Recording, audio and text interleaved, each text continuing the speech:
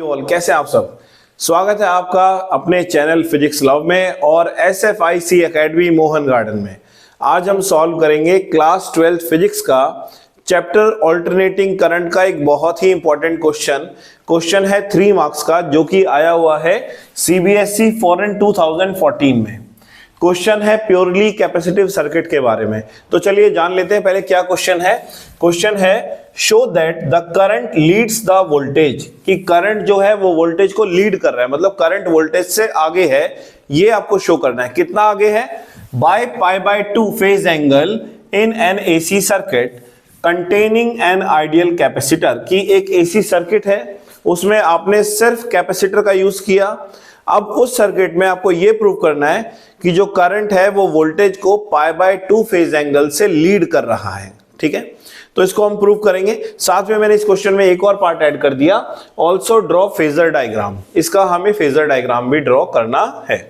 तो सबसे पहले हम ड्रॉ करते हैं AC सर्किट, जिसके अंदर हम यूज करेंगे प्योरली कैपेसिटिव या एक सिंगल कैपेसिटर। ठीक है, तो ये है हमारा AC सर्किट, जिसके अंदर हमने AC source of supply connect किया and this is the capacitor connected to the AC source supply.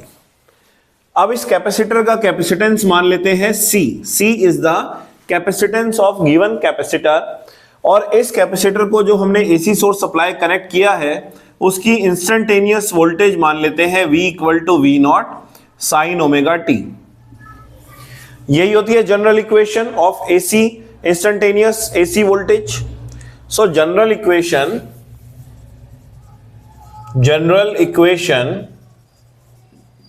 Of instantaneous AC voltage, AC voltage की जो जनरल इक्वेशन है इंस्टेंटेनियस वोल्टेज की, वो है V = V0 sin ωt। तो ये जनरल इक्वेशन हमें गिवन होती है क्योंकि AC सोर्स सप्लाई हमने कनेक्ट किया है और AC सोर्स की ये AC वोल्टेज की इक्वेशन है। ठीक है, अब हमें रिलेशन डराइव करना है करंट और वोल्टेज के बीच में। अब करंट आएगा कैसे? तो करंट को रिलेट करने के लिए हम ये मदद लेंगे कि कैपेसिटर में कितना चार्ज स्टोर्ड है। ठीक है, या आप ऐसे भी फाइंड कर सकते हो, what is the potential difference across the parallel plates of capacitor, कि इस कैपेसिटर की जो दो प्लेट्स हैं इन दोनों के बीच में कितना पोटेंशियल डिफरेंस है। तो हम जानते हैं potential difference between the plates of capacitor निकाल सकते हैं कैसे? Q = CV होता है, so V potential difference is equal to Q/C। V = Q/C, potential difference is equal to amount of charge stored in a capacitor and C is the capacitance, ability of the capacitor to store the charge. Now the value of Q is C into V. अब हमें find करना है current और voltage में relation. आप और मैं दोनों जानते हैं कि अगर हमने चार्ज को टाइम के रिस्पेक्ट में डिफरेंशिएट कर दिया, बोले तो dQ/dt, तो dQ/dt क्या होता है? Instantaneous value of current. So उसी के लिए हम क्या करेंगे? Differentiate above equation both side, दोनों साइड हम इसको डिफरेंशिएट करेंगे। तो देखिए dQ/dt is equal to d/dt of CV, और V की वैल्यू है V0 sin ωt। इक्वेशन 1 का यूज हमने यहां पर किया, ये इक्वेशन 1 है। Clear? Now dQ/dt is current I, C V0, ये दोनों कांस्टेंट है। अब डिफरेंशिएट करेंगे sin ωt का, क्योंकि हम किसके रिस्पेक्ट में डिफरेंशिएट कर रहे हैं? टाइम के रिस्पेक्ट में। sin ωt का डिफरेंशिएट होता है cos ωt।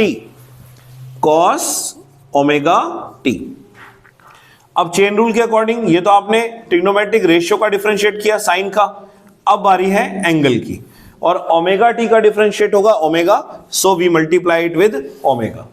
ओके, अब इसको हम लिख सकते हैं I is equal to V0 upon में 1/ωc cos ओमेगा t।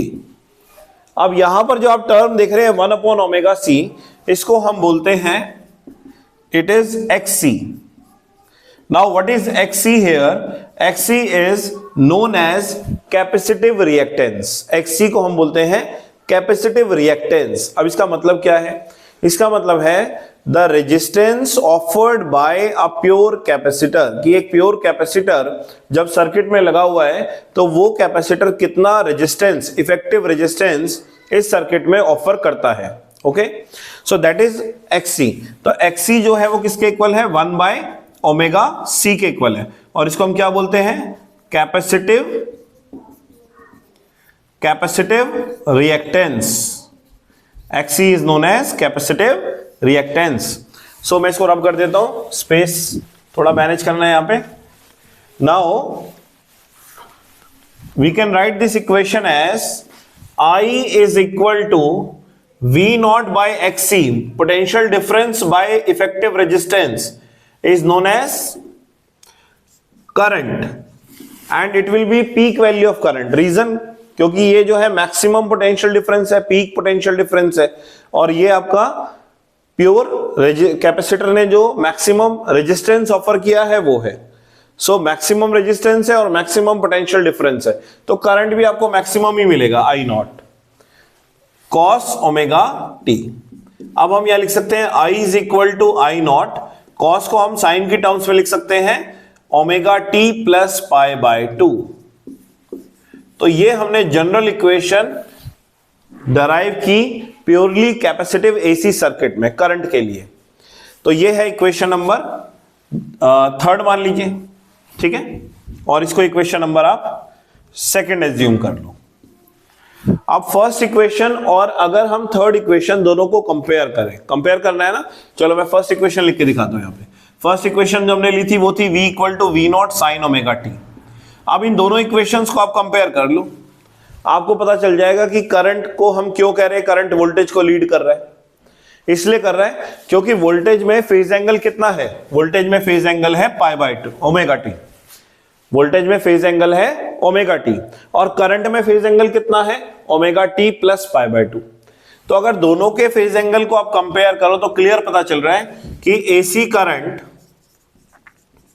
या instantaneous value of AC current leads the voltage bye phase angle pi by 2 in purely AC capacitive circuit, purely capacitive AC circuit.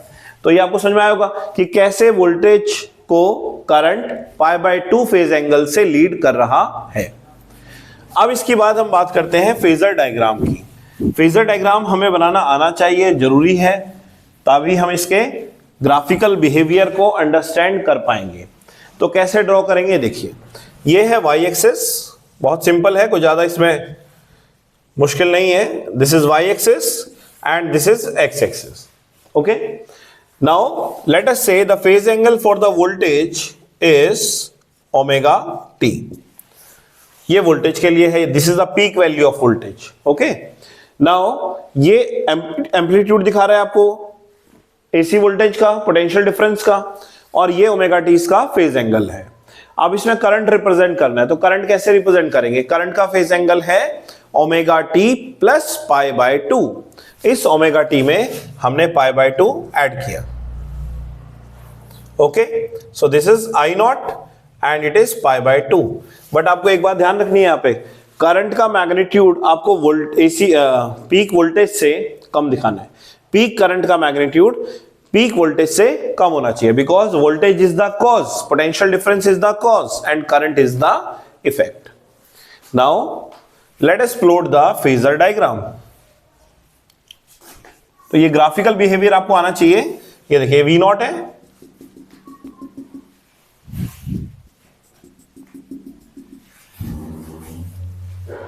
V not potential difference is obeying the equations of sine, so it is sine function.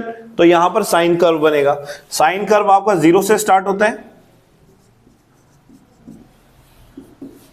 ये sine curve हो गया। This is the sine curve. और जो आपका आई है वो cosine curve है। Cosine curve आपका पीक वैल्यू से स्टार्ट होता है,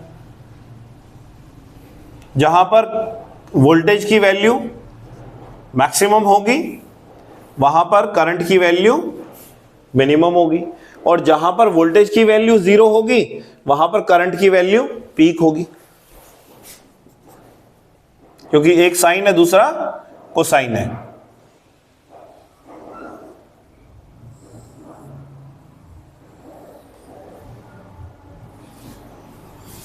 ये बन गया फेजर डायग्राम।